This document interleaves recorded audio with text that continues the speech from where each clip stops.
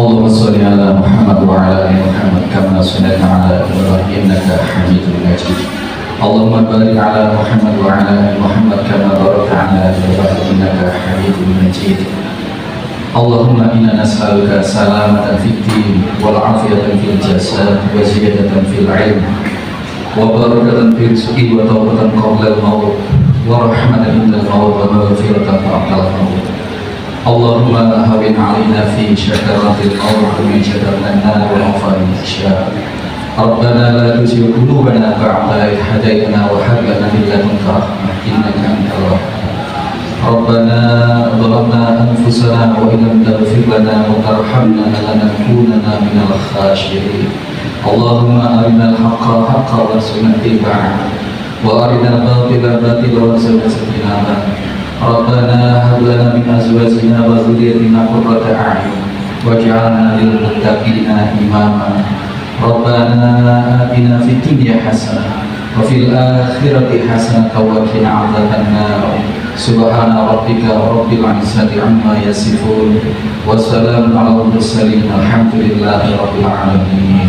صدق الفاتحة.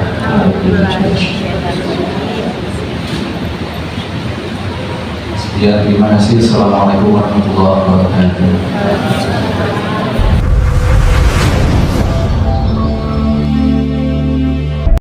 Nah, sehingga itu kita arahnya ke sana. Contohnya seperti apa? Ya, jangan gengsian, jangan merasa kita nggak bisa apa-apa, nggak harus cepat, dinamis, gitu ya.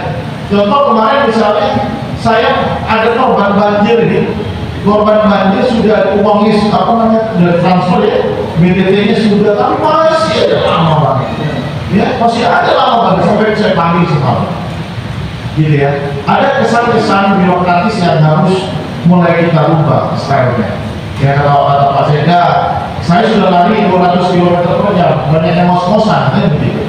Ya mudah-mudahan kalau ini enjoy, karena apa? Kita melihat situ Bondo ini, uang yang berputar ini dari government spending, belum dari investasi, belum.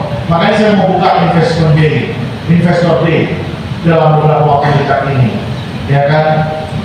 Pengusaha duduk aja di sini, nggak usah keliling ke dinas-dinas. Yang keliling nanti bupatinya sama dinas yang untuk menyiapkan perizinan. Duduk, pengusahanya duduk. Nah, karakter itu kan harus catch up sama birokratnya. Nah, sebenarnya birokrat juga butuh ribut juga kalau memang bisa kejar itu semuanya. Nah, DPR-nya juga begitu. Kita berharap juga kolaboratif. Nah, silakan ini menjadi momentum yang sangat baik saya kira sejarah tahun 2025 ini ke depan. Ayo berkolaborasi. Saya sangat terbuka ya. Siapapun Anda kalau ingin memajukan situ Bondo, ya, programnya banyak banget ya yang mau kita kerjakan. Saya kira kita harus sama satukan frame saja bahwa kita harus menurunkan kemiskinan, ya, pendidikan, kesehatan saya pengennya datang ke rumah sakit, ke puskesmas itu penuh senyuman gitu, ya. Selamat datang di puskesmas gitu. Saya ingin seperti itu. Kayak orang datang ke bank, udah cantik-cantik, ganteng-ganteng, satpamnya ganteng. Ya, datang tuh enak, dia udah sakit, tengok parongnya, ya kan, kadang-kadang ditolak, ya kan, belum besar. Toilet rumah sakit, puskesmas itu akan menjadi salah satu indikator saya.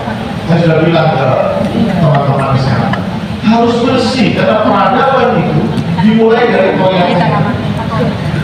Nah, banyaklah ya ini kalau saya ngomong terus nanti nggak selesai.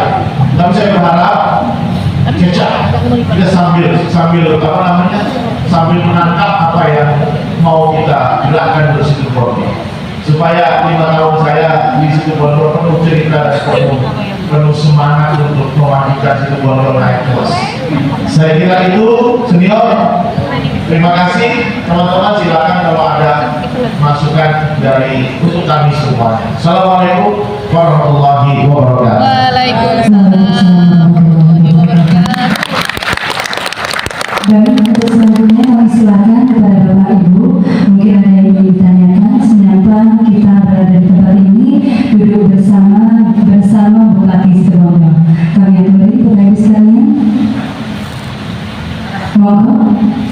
sebagai semacam infrastruktur di Situbondo supaya Situbondo itu punya kelengkapan-kelengkapan yang bisa nanti pada akhirnya berkelas gitu.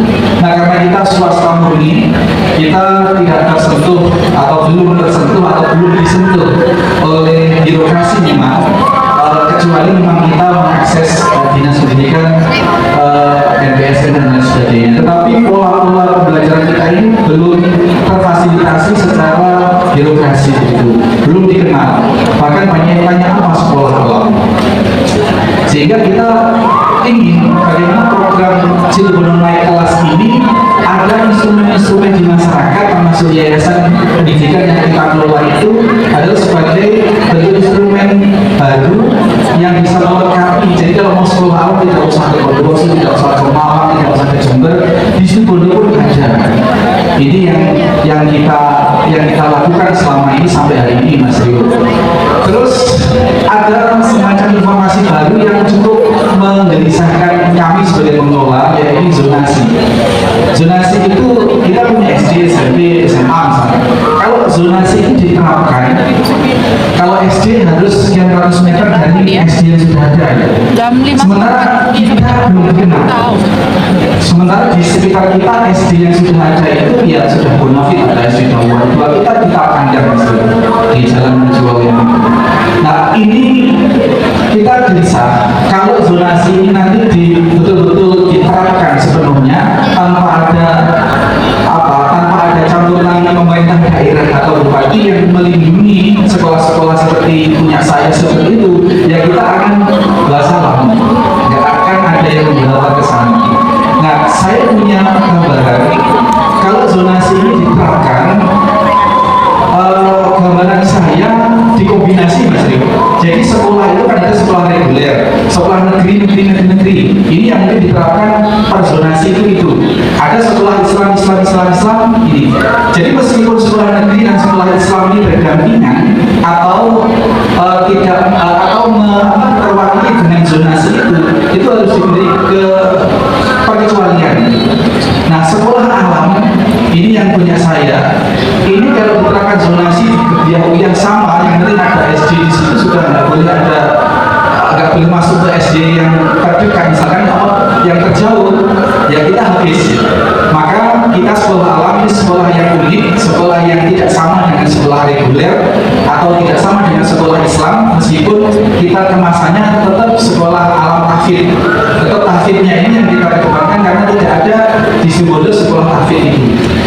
Jadi adanya sekolah yang dizonasi itu adalah sekolah-sekolah yang sejenis antar sekolah Islam, antar sekolah umum, yaitu negeri misalkan, terus antar sekolah alam misalkan. Nah sekolah alam berarti dibiasakan satu-satunya insya Allah seperti itu. Kalau ini bisa diregulasi Mas Rio, nanti akan melindungi sekolah-sekolah yang ada. Misalkan di sekolah Al-Amin di Panarukan di dalam kampus itu, kalau diterapkan zonasi ya habis, tidak ada yang daftar ke sana karena sudah tercover oleh zona sekolah-sekolah yang sudah ada. Maka perlu campur tangan pemerintah daerah untuk mengatasi ini supaya sama-sama hidup. Karena juga orang tua juga punya pilihan kalau harus sekolah di sekolah terdekat, sementara orang tua tidak ingin sekolah anaknya sekolah yang semacam yang terdekat kan susah juga. Demikian Mas Rio kurang lebih yang dari saya yang non ASN, kayaknya semua yang akan bicara ini semua ASN. Matur nuwun sangat. Assalamualaikum warahmatullahi wabarakatuh. Nah, di situ UNED bisa belajar utama yang pertanian dan teknologi pertanian itu bisa belajar banyak hal. UNED ini kan kampus besar tapi nggak punya pantai, ya kan? Mau ke Puger jauh, mending ke Besuki misalnya.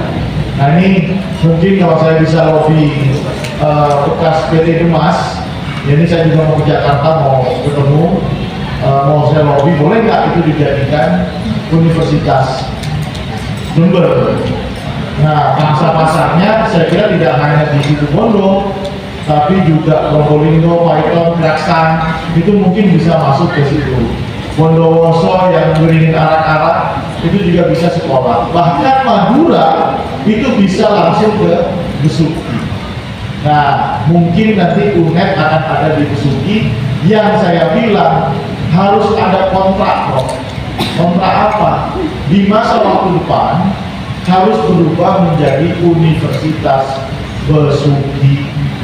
Saya bilang begitu. Visioner. Mas Leo berapa Besuki menuno gitu. Percaya sama saya, itu adalah titik pengungkit kemajuan situ Bondo. Apalagi Pak?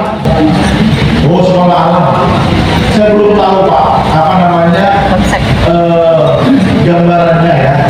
Yang mungkin nanti coba saya pelajari, saya panggil kepala dinas pendidikan, saya minta